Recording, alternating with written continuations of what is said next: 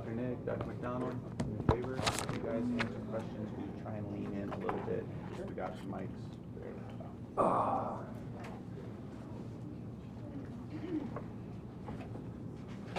All right, everyone ready? Ready to rock and roll. All right, good afternoon. I'm Supervisor Nathan Fletcher. I'm joined here today by our top public health experts. The coronavirus is an issue that is driving national and international news, and we've seen a serious uptick in the number of calls with residents with questions and concerns, really looking for information. At the County of San Diego, we take public health incredibly seriously. We have some of the best public health experts and doctors anywhere that you will find in the world. And dealing with issues like this is what our Department of Public Health does. It's what they train to do. It's what they're equipped to do. It's what they're staffed to do. And so we wanted to just update the public on the information to let everyone know the steps that the County of San Diego Department of Public Health is taking to share in full transparency what we know today, along with to give the public some reassurance on some small things that they can do. But this is an issue that in San Diego County we are well aware of, and we are fully prepared to handle it. We don't think that there is a serious or significant risk in any part to the public, but in order to be fully transparent, we thought it was important to provide the public with information and to tell them everything that we know at this time. Right now, there are 0 confirmed cases in San Diego County. One individual showed symptoms. That individual is being monitored, is being assessed, and we are waiting for the results from the Center for Disease Control to get back the results on that. We have been informed that could take up to 5 days to get back the results. And so as soon as we get those results back, we will share that with the public. But our public health department is doing a lot more. And we take these issues seriously, and we take protecting the public very seriously. We have a plan in place countywide to identify any potential cases of coronavirus, along with providing the necessary treatment in the event that there are. Our experts here have done issues like this in similar times throughout the past and have done it very successfully. Our county team is in constant communication with the National Center for Disease Control, the California Department of Public Health, along with providing an avenue and information for the public. We have several flyers we prepared that will be available for the public with questions about what it is, how it's spread, things that people can do. But the risk of infection for the public remains very low. If you have not traveled to an area where there are confirmed cases of the virus, or if you have not had close contact with a patient who has tested positive for this type of coronavirus, the risk is incredibly minimal. And so we want to reassure the public again that the risk is very low, and that our public health department is monitoring it, is tracking, is working collaboratively with all of our health systems. For updated information, you can go to the County Health and Human Services website. It's sandiegocounty.gov/HHSA. You can also call 211 to receive updates along with information for what you might be able to do as an individual. I now want to turn it over. We're going to hear from Dr. Wilma Wooten, our public health officer, with some specific advice on what individual folks can do. We're going to hear from Dr. Eric McDonald, the medical director of the Epidemiology and Immunization Services branch, to talk about what we are doing. And then we are going to hear from Dr. Nick Ifantidis, who will also give an update on the emergency medical system and our engagement with others. And then we'd be happy to take questions and address any issues that are there. So, Dr. Wooten. Thank you, Supervisor Fletcher. So I just want to... A little bit over. Sorry. Yeah. That's okay. No worries, thank you. So I'd just like to emphasize that to date, all 5 of the confirmed U.S. cases of the novel or new coronavirus are travel associated only. This means that based on that information and the information that we have as of today, there is no person-to-person spread in the United States, making the risk for the general public to be low, as Supervisor Fletcher stated. It is important also to know that while the Centers for Disease Control and Prevention considers this a serious public health threat, based on the current information, the immediate health risk for novel coronavirus to the general American public is again considered to be low. Currently, there's no person-to-person spread. detected with this virus in the U.S. nor in San Diego.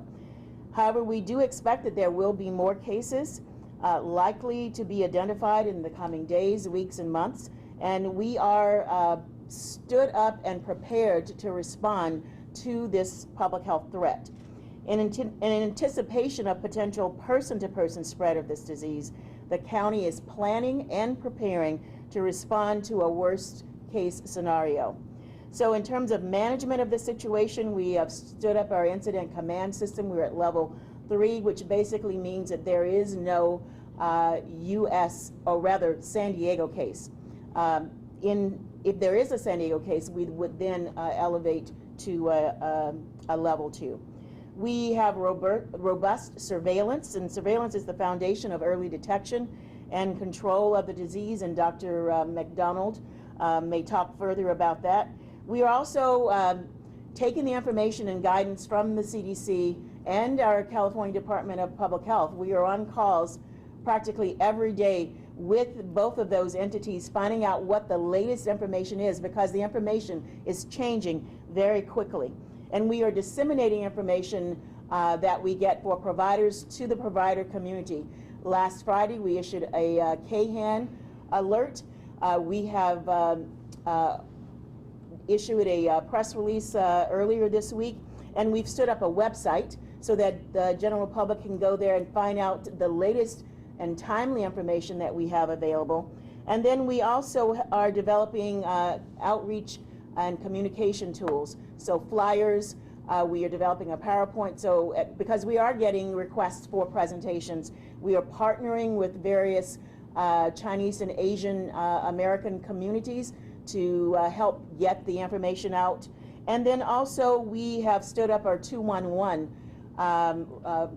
call center. So individuals can call there and get general information.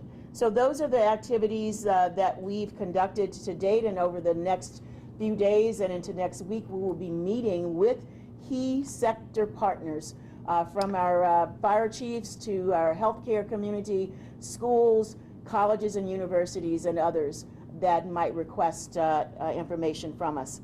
So now I'll turn it over to Dr. McDonald, and he'll talk further about surveillance, contact investigation, and our laboratory efforts. Oh gosh. It'd be good to switch in the future. Good afternoon. My name is Dr. Eric McDonald, E-R-I-C-M-C Big D-O-N-A-L-D. And I'm the Medical Director for the Epidemiology and Immunization Services branch for Public Health Services for the county. I just want to state again that up front, the most important message is that there's no community or human-to-human transmission in the United States. There are only 5 cases identified so far in the country. All are travel-related, and none are in San Diego. We have only 1 patient under investigation at this time, a person who's doing very well without symptoms currently on home isolation and is awaiting test results from CDC, who has the only laboratory in the United States that can conduct this testing. We have no contacts of any novel coronavirus patients in San Diego County. We've not modified our normal isolation and quarantine procedures that we've used for other air transmissible diseases like MERS-CoV, another coronavirus, and measles, to handle any current or future patients under investigation or any potential confirmed case. We are following CDC guidelines in our approach. We have ongoing surveillance for possible cases. Caregivers in the community are consulting us on possible persons to investigate using the current CDC guidelines for risk assessment and training. We have gotten between 1 and 2 dozen cases per day, really, in the last week or so. And the good news is that only one of those patients, the one I described earlier, has met a need for testing. Most patients don't need a need for testing because they haven't traveled, they haven't had the right symptoms, or they're well outside the time frame of concern. We do have this one patient, and I do want to take this opportunity, frankly, to thank that patient and their family and their caregivers because they've been so cooperative with our investigation thus far. Our laboratory, our public health laboratory, has packed up specimens on the current patient under investigation, sent those to CDC, and we stand ready to do that on any future patient under investigation, really 7 days a week. We are currently passing provider and patient information on to our local healthcare partners, as Dr. Wooten has described. Many of them are available from other jurisdictions, and we should very soon have them all into the languages of concern. As you know, the county does not provide direct healthcare services, with a few minor exceptions such as tuberculosis. So we are relying on the local health systems to identify possible cases, isolate them quickly, and inform their own infection control staff and us in the public health department to make decisions about possible patients under investigation. With the history of SARS, MERS-CoV, or Middle East Respiratory Syndrome coronavirus, influenza H1N1, measles, and other air transmissible diseases, our local health system is very well prepared for this. They drill on us all the time. We actually, on a every other month basis, have had cases of rule out MERS-CoV from the Middle East. We actually had one of those yesterday that has not turned out to be a case because we can get that testing locally. Again, our systems are really in place to follow what I call the 3 I's again: identify, isolate, and inform. So we, as I said, have had about 1 to 2 dozen cases consulted to us. About 10% of those need to get further consultation with CDC, so we even talk to them about what I would call gray area cases. And again, only this one patient that I've identified so far has needed testing. We've worked closely with all the major systems. We've looked at their systems for triage and identification of patients. So I personally worked with Kaiser, the Navy, UCSD, Sharp, and Scripps on their policies and procedures for their systems. So again, I know that these are all in place. I think that's all I'll say for now, and I'll turn it over to Dr. Y. You want to drag them all over, or do you want to just?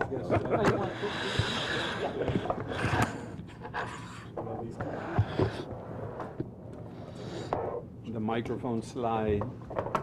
Thank you. Thank you, Dr. McDonald and fellow participants. I'm Dr. Nikki Fontidis, and I serve as the county's Chief Medical Officer. I wanted to take a few moments to kind of give some comments and context, more from a regional, emergency medical, pre-hospital, and health system perspective.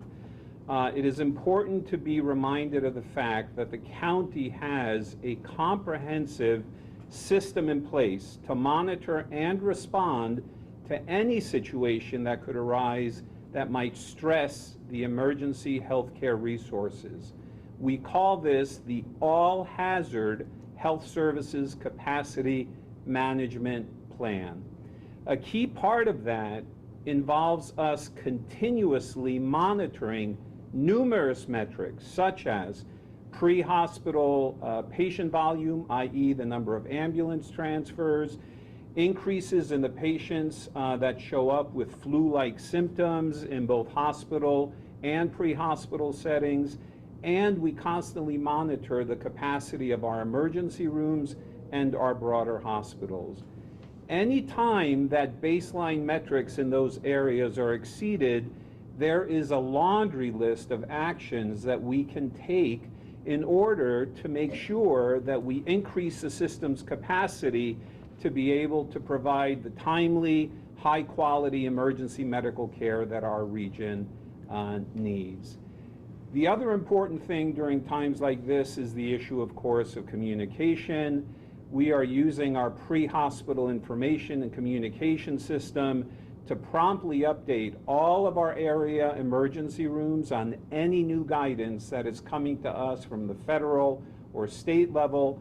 And that information also goes out to over 10,000 regional EMS pre-hospital providers that we license and monitor. So it's just very important to know that through this collaboration with the county and all of our local healthcare partners, that we are, I would say, totally prepared and positioned to be able to respond to any kind of surge, whether it's the annual flu, whether it's a wildfire, or whether it's the potential of responding to a new novel virus like the one that we are discussing today. And so with those introductory comments from each of us, I think we would love to now transition to the portion where we would be happy to entertain questions and respond to those accordingly.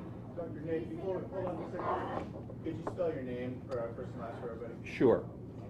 The name again is Nick Efantides. The last name is spelled Y as in yellow, P as in Paul, H-A-N-T-I-D-E-S. Can you explain, so it's a new virus, or we don't have immunity to it, and that's why it's spreading so fast, if anything, or explain that? Dr. McDonald, would you like to respond to the aspect of the novel virus, please? Just speak loud. Well, maybe I switch with you and I'll just speak loudly. Thanks, sorry, Dr. Woodman. Yeah. Which is better. Yes, this virus is a coronavirus, and it's a new coronavirus. Coronaviruses are actually viruses that cause disease in animals and man. In fact, it's responsible for the common cold. So it's one that humans have. This particular one, though, we don't exactly know where it originated from. There's some theories about that, but it is apparently new to humans and is therefore one that our immune systems haven't seen before. That doesn't necessarily account for its severity. It just means that it is new and hasn't been circulating in humans. Dr. Ruth, the CDC report on a patient that's under investigation was supposed to have come out yesterday. Any insight into why there's a delay? Well, actually, Dr. McDonald, sorry. as he's having constant contact with her. No, that's the question had to do with the test result in the patient that we're waiting for. As you know, the demand for tests is rapidly increasing, both as we've had these current cases identified in the United States and close contacts of them and other individuals who need to be investigated. So when we submitted our test over the last weekend, we were informed that it would be up to 48 hours before it would be resulted to us.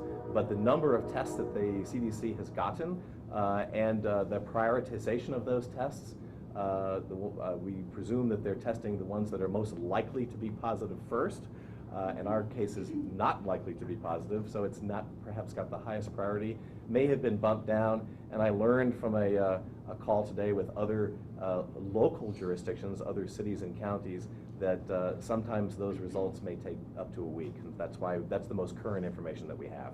So some cases have shown that the patients ended up getting the virus after like the 2-week incubation period, so not immediately. So when you say that it's not likely to be positive, what factors are showing that with the patients? Like, what's the symptoms that are indicating that? Well, I can't really go into the specifics on the patient, to be honest with you, and what is indicating that the individual should be tested. Actually, I'm not sure that what your statement is correct. There are a lot of things that are out there on the internet, lots of statements that are being made about how people might be transmissible to others, how long the incubation period might be. And of course, these are things that are unknown about the virus. It is a novel virus. If you think, it really was only announced exactly a month ago that this virus was in fact causing an unknown pneumonia-like illness in China. And so it's actually rather remarkable that we already have a test for it and that we can actually do this kind of work. I think that, I can't give you a specific about what the true infection ability and communicability is because we don't know, but we are presuming that it acts much like the other coronaviruses that caused exactly the same syndrome in humans. And that's the guidance that the CDC has promulgated to us to follow, and that's what we're following. Has the CDC given you another update on exactly when we could have, or a range of when we could have the test back? Well, the question was about when we might hear back on this test. Again, we are a local health department, so we work with our state, and the state works with the CDC, and I can tell you that our state partners are advocating to get those results to us and have indicated that as soon as they have them, they will pass them on. And as soon as we have the results, we will We will share. share the results with you. And also, you have mentioned that initially you guys have had about maybe 12, you said about a dozen or 2 dozen possible cases, not possible cases, but people that were Consultations. consultations, Right. sorry about that, yeah, consultations. Well, the question was about consultations we get. Again, I sort of hate to admit this, but many providers are geographically challenged in the sense that they don't exactly know where the areas are that are of interest. And so I'll just give an example. Somebody who would only travel to the Philippines where they've had no cases, who arrived back here and had respiratory illness, and we got a call about that case, and that was very easy to say, that's not going to be the novel coronavirus. That's an example, a rather easy one, but it's very easy to determine quickly whether they meet the stated criteria. Again, we have a lot of providers, not all of whom get all of our alerts, and so we do a lot of education saying, hey, these are the criteria, did you know that? Oh, okay, now I realize my patient doesn't meet those, we don't need to test them. So it's that kind of work that's going on in these phone calls. And those criteria are at a national level. In a situation like this, it is very possible that the criteria could be modified. But in terms of the investigatory criteria that would put somebody into the category of being under investigation and warranting testing, that is set at a national level. And any evaluation, as Dr. McDonald has alluded to, we consult with the Centers for Disease Control and Prevention to determine if a patient under investigation needs to be tested. We don't make that decision on our own. That is done in consultation with the Centers for Disease Control and Prevention. Of the 100 deaths or so, given that this is so new, is there a way to know if those people that died had either pre-existing conditions or were some of these cases healthy people and it was the severity of this novel virus? That's a very good question. I can tell you that the information that we have available now, as provided by the Chinese and related to us by the CDC, is that most of the individuals who have died of this illness are people like me, guys over 60. Okay, so and I don't have any underlying medical problems, but most of them have had underlying medical problems. That is actually very typical of the MERS-CoV, the other coronavirus that's active in the world today. It tends to disproportionately affect people who are older with underlying conditions, just as the flu causes increased problems for those individuals. And one of the questions that hasn't been asked that we didn't discuss is, what can people do to protect themselves? Well, number one, not be concerned if you're not a person at risk, as the supervisor and Dr. Wooten covered. But if you're doing the things to protect you against influenza, which is peaking in San Diego right now and has caused 39 deaths among our fellow San Diegans, as we reported today, and over 11,000 cases of illness. You do those things to protect yourself against flu, i.e. hand washing, using hand sanitizers when not available, good cough and sneeze etiquette, staying home when you're sick and contacting your doctor, and staying away from others who are sick. Now we have an extra tool with flu, which is vaccination, and it's not too late to do that. So if you haven't been vaccinated, I would do it now, because influenza cases are going to happen in San Diego, frankly, throughout the year. And so it's never too late. I would always urge people to do that. In fact, if you aren't vaccinated and are concerned about the coronavirus, the best thing you can do is practice those things and get a vaccination. Do one more, yeah. So, in terms of screening, obviously there are no direct flights from China to San Diego, Right. but are there screenings happening at the border? Well, I would refer you to the border immigration for that, and also the San Diego airport, I think, has some policies and procedures in place. And so I would let those two agencies speak to what they're doing. But I think in general, our message today is just, we know that there is a lot of concern about this. We know that it's top of mind. We also know that there's a lot of misinformation that's easy to circulate in today's environment. And so we just wanted to reassure the public that the Department of Public Health at the county is incredibly vigilant, takes this very seriously, trains year-round in order to be able to respond and deal with situations like this. And then just reiterate that out of the 5 cases that have come to the United States, all of them are travel-related at this point. None of them have been person-to-person contacts. And we have no confirmed cases in San Diego. We have the one patient who's being tested. And then just let the public know that the Department of Public Health here at the county is in daily communication with the Centers for Disease Control, California Department of Public Health, all of our local health systems, and we are doing everything we can to make sure that we protect public health here in San Diego County.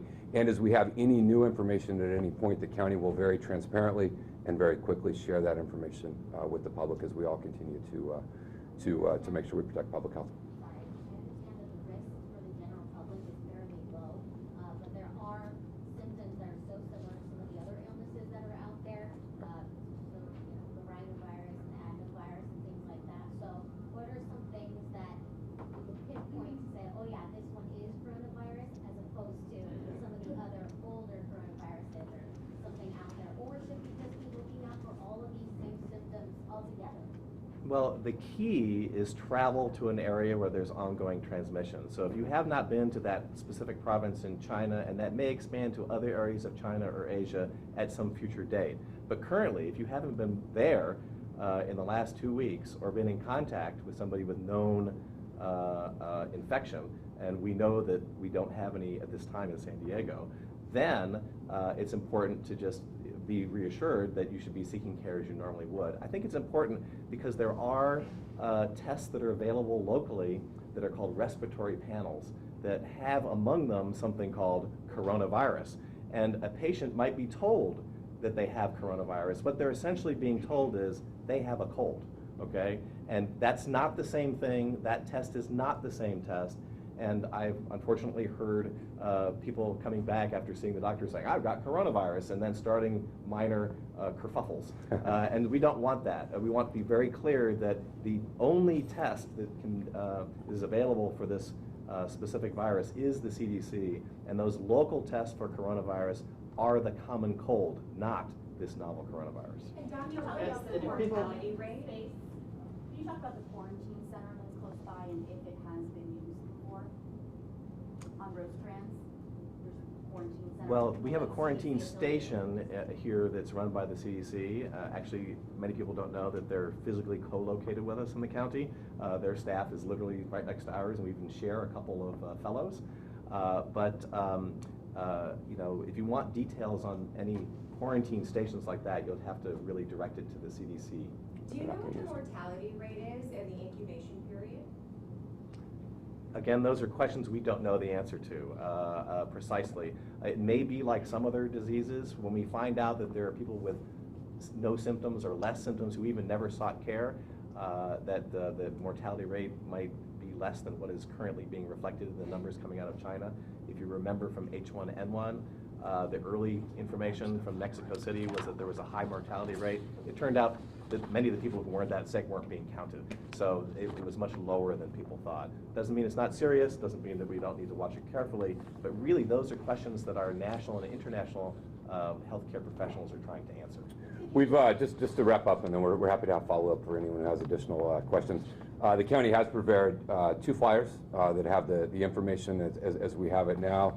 Along with, we set up a website at sandiego.county.gov/HHSA that'll have the information, and we will be updating that in real time.